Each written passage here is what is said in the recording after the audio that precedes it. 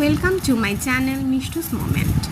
আজকে চিটাঙের প্রসিদ্ধ রান্না ডালের বড়া দিয়ে আলু দিয়ে তেলাপিয়া মাছ রান্না করে দেখাবো।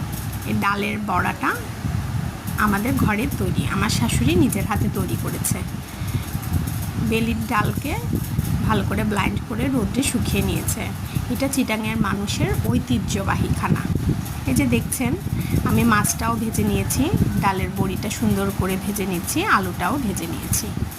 ডালের বড়িটা আবার বেশি তেলের মধ্যে ভাজা যাবে না, হালকা তেলে জাস্ট একটু নেড়ে চেড়ে নিতে হবে। আলুগুলো ভাজা হয়ে গেছে, মাছটাও ভাজা হয়ে গেছে, মশলা প্লেটে নিয়ে ফেলেছি, আর পেঁয়াজ তো আছে।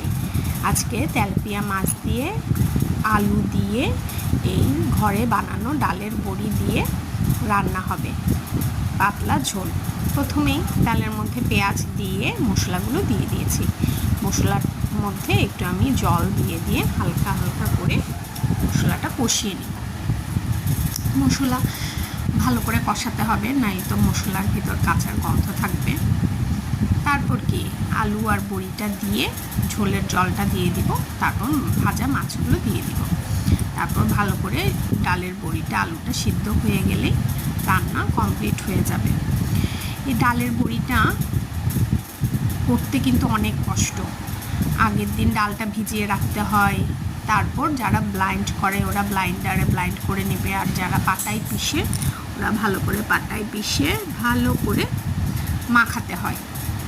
ভালো করে মাখিয়ে তারপর রোদ্রে দিতে হয়। রোদ্রে ভালো করে আবার না শুকালে এই ডালের বড়িতে একটা গন্ধ করে। সবাই কিন্তু ডালের বড়িটা তৈরি করতে পারে না। আমার শাশুড়ি ডালের বড়িটা খুবই ভালো লাগে। এই যে দেখলেন, আমি ঝোলের জলটা দিয়ে দিয়েছি, ঝোলের জলে বলক আসাতে ভাজা মাছগুলো দিয়ে দিয়েছি। ভাজা মাছগুলো দিয়ে হালকা বলক আসলেই নামিয়ে ফেলবো আমার বড়ির তরকারি।